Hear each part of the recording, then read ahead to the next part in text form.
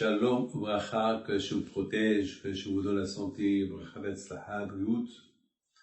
Nous sommes toujours dans la semaine de préparation pour Matan Torah, on compte le Omer, et bien sûr, ce qui est le plus important est qu'on reçoit la Torah dans la paix. On reçoit la Torah avec des bonnes midotes. Comme je vous ai dit que les Juifs, lorsqu'ils ont quitté l'Égypte, il fallait qu'ils se préparent pour recevoir la Torah. Vous savez, si on vous donne un très bon repas, si le repas il est dans une assiette sale, le repas il n'a pas de goût, il n'a pas de valeur. Donc, recevoir la Torah dans un corps sale, on n'aura pas le goût et la valeur de la Torah. C'est la raison pourquoi Akadosh Baruch Hu nous a donné 49 jours, 7 semaines de préparation pour être prêt à recevoir la Torah, être propre. Et la chose la plus importante, c'est qu'il faut qu'on soit unis. L'union. Unis. Parce que finalement, lorsqu'on est jaloux, on ne peut jamais être uni. Lorsqu'on n'est pas quelqu'un, on ne peut jamais être uni. Lorsqu'on parle du lashon hara sur quelqu'un, on ne peut jamais être uni. Lorsqu'on vend quelqu'un, lorsqu'on ment à quelqu'un, lorsqu'on vole à quelqu'un, jamais on sera uni. Lorsqu'on n'est pas bien avec soi-même, on ne peut jamais être uni. Et mes amis, l'union, c'est pareil vis-à-vis du prochain, l'union aussi vis-à-vis de ta femme, et la femme vis-à-vis de son mari. L'union c'est aussi vis-à-vis de nos parents, et nos parents aussi vis-à-vis de nous. C'est ça l'union. On ne peut pas faire du préférentisme entre enfants. Je préfère celui-là, pas celui-là. Alors tu désunis tes enfants. Ça veut dire recevoir la Torah dans l'union, recevoir la Torah sachant que tu es propre. Et d'ailleurs, c'est la raison pourquoi les élèves de Rabbi Akiva, ils sont morts pendant Pesach et Shavuot parce qu'ils n'étaient pas unis. Parce qu'il n'y avait pas de kavod. Il n'y avait pas de kavod. Il n'y avait pas de respect les uns vis-à-vis des autres. J'ai entendu une histoire qui a fait peur. Bémet, hein? Une histoire qui fait peur. C'est Rav Reuven Elbaz qui raconte cette histoire. Il rapporte qu'un jour, il y avait un qui s'appelle Rabbi Nehemia, qui était l'élève de Rabbi Akiva. Une fois, Rabbi Tarfon, qui était l'ami de Rabbi Akiva, il lui a posé une question. Et Rabbi Nehemia, tout de suite, il a répondu à sa question. Alors, Rabbi Tarfon, il le regarde. Il lui dit, tu es l'élève de Rabbi Akiva. Il lui dit, je suis l'élève de Rabbi Akiva. Il a dit, tu as répondu à ma question. Il a dit, je sais tout répondre.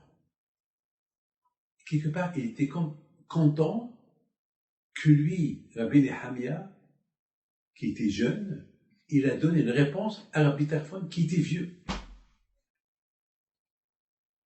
Quelque temps plus tard, Rabbi Tarfon, il a demandé à quelqu'un, et comment il va Rabbi Nehemia, l'élève de Rabbi Akiva? Il lui dit, il est mort avec les 24 000. Alors, mes amis, vous vous rendez compte? Rabbi Nehemia, c'était un grand tzaddik. Finalement, il a réussi à répondre à une question de Rabbi Tarfon. Il a réussi. Mais il a senti la gave. La Torah, on doit lire la Torah avec anava, avec humilité, sans orgueil. Lorsqu'on est orgueilleux, on perd le bénéfice. Finalement, il n'y a que 5 élèves de Rabbi Akiva qui sont restés vivants. Parmi eux, c'est Rabbi Shimon Bar Yochai, Rabbi Meir Alles et d'autres 3 personnes. Et de la Torah, elle a été propagée dans le monde entier.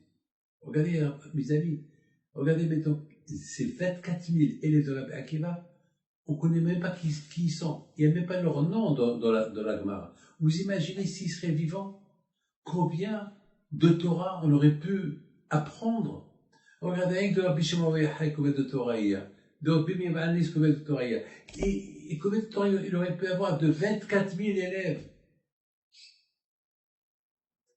Donc c'est ça, Matan Torah. Matan Torah, se préparer dans l'union pour pouvoir recevoir la Torah. La paix. Beaucoup de fois, ça arrive que un homme, il rentre à la maison, les pieds sales. Il a marché sur quelque chose dehors, la veille de Shabbat. Et la femme, elle est en train de nettoyer la maison, et lui, il rentre avec ses pieds sales, il salit toute la maison. Alors la femme lui dit, attends, hey, Moshe, c'est quoi? On laisse tes chaussures. Ouais, de quoi tu te mêles? Ouais, j'étais toute la journée, j'étais dehors pour t'apporter de quoi manger, tu cries. Ça va, c'est pas juste de crier, regarde, tu me salis la maison. Et alors, tu fais pourquoi? Tu fais que pour nettoyer, tu nettoies. Sinon, va chercher de quoi apporter de quoi vivre. Mes amis, un mari qui reconnaît le mal qu'il a fait. Non seulement qu'il ne reconnaît pas le mal qu'il a fait, mais il essaie par tous les moyens de se justifier qu'il a raison, alors que c'est sa femme qui a raison. Peut-être un jour il va reconnaître, mais entre-temps, il a fait une fissure entre lui et sa femme. Il faut savoir admettre la vérité. Beaucoup de fois, ça peut être le contraire. C'est la femme qui a tort, et son mari n'a pas tort, et malheureusement, elle tient tête. Non, elle tient tête. Elle sait qu'elle a pas raison, mais elle tient tête. Et bien, mes amis, dans la Torah, il faut apprendre. L'acquisition de la Torah, c'est tout d'abord apprendre à être honnête avec soi-même. Il faut savoir de dire pardon à toi-même. Vous avez compris? C'est pas dire pardon à quelqu'un. Il y a un rabbin qui a dit, il faut savoir dire pardon à toi-même. Tu dis pardon à toi-même que toi-même, tu as tenu tête contre la vérité. Mes amis, que le bon Dieu vous protège et vous donne la santé. Et à très bientôt. Au revoir.